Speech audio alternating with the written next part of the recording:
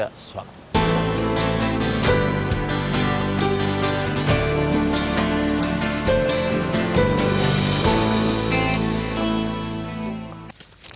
ഇനിയൊരു കളരി ആശാനെയാണ് നമ്മൾ പരിചയപ്പെടുന്നത്. കൊല്ലം കല്ലിന്താഴത്തിൽ ഡോക്ടർ പ്രകാശൻ ഗുരുക്കൾ. ചൂണ്ടുമർമ്മം, തൊടുമർമ്മം, നോക്കുമർമ്മം തുടങ്ങി അന്യം നിന്നു പോകുന്ന നിരവധി മർമ്മസംഗതികളും ആശാൻ പഠിപ്പിക്കുന്നുണ്ട്. ആശാൻ ഇങ്ങനെ നോക്കിയാൽ ആൾക്കാർ വീഴുമോ എന്ന് ചോദിച്ചാൽ അനുഭവിച്ച് അറിയുക. അക്കാര്യത്തിൽ കലൈഡോസ്കോപ്പിന് ഒരുറപ്പുമില്ല.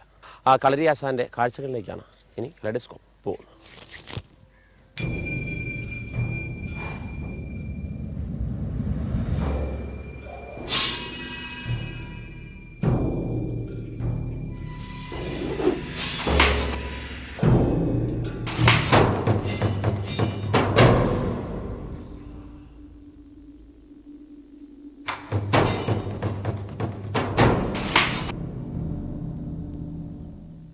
അന്യം നിന്നു പോകുന്ന കളരിയാശാന്മാരിൽ ഒരാളാണ് കൊല്ലം കല്ലുന്താഴിലെ ഡോക്ടർ പ്രകാശൻ ഗുരുക്കൾ.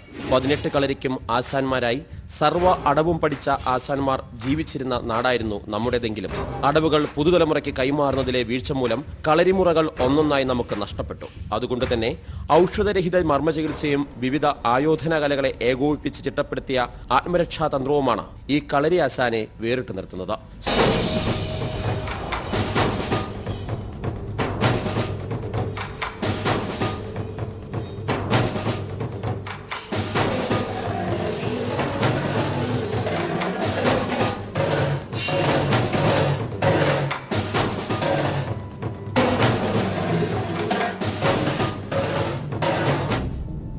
സ്ഥൂലമായ അഭ്യാസത്തിൽ നിന്നും സൂക്ഷ്മമായ അഭ്യാസത്തിലേക്ക് മനസ്സിനെയും ശരീരത്തെയും ചിട്ടപ്പെടുത്തുന്ന രീതിയാണിത്. അഗസ്ത്യമുനിയെ മനസ്സാവരിച്ച് 40 വർഷത്തെ ഗവേഷണത്തിലൂടെയാണ് ഗുരുക്കൾ കളരിയെ പരിചയപ്പെടുത്തുന്നത്.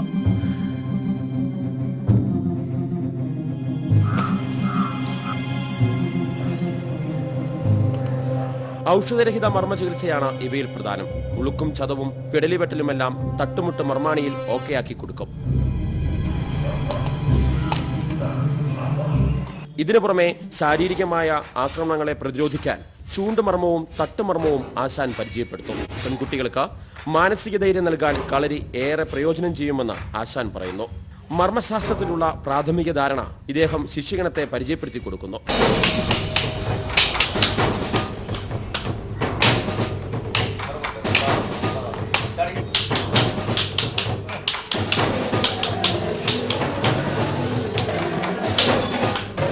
അപ്പം മനസ്സ്, ശരീരം, ആത്മാവ്, പ്രാണൻ എന്നീ വിവിധ ഫോഴ്സുകളെ ശക്തമാക്കി ഒരുമിച്ച് കൊണ്ട് ചേർത്ത് അഭ്യാസത്തിലേക്ക് ഹൈ കോൺസെൻട്രേഷനിൽ കൊണ്ടുവരിക എന്നുള്ളതാണ്.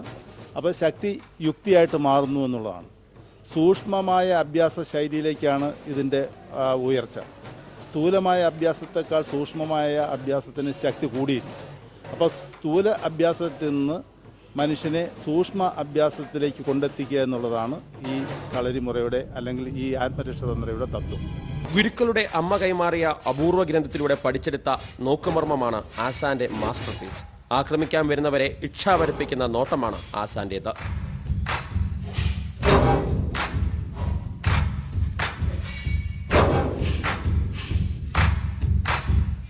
പിന്നെ ഈ ചൂണ്ടുമർമ്മവും നോക്കുമർമ്മവും വെറുതെ ഒരു രസത്തിന് കാണിക്കാൻ കഴിയില്ല. എല്ലാം പഠിച്ചിരിക്കുക. എങ്കിലും ഒന്നും ആർക്കെതിരെയും പ്രയോഗിക്കാൻ ഇടവരുതെന്നതാണ് ആശാന്റെ ആഗ്രഹം.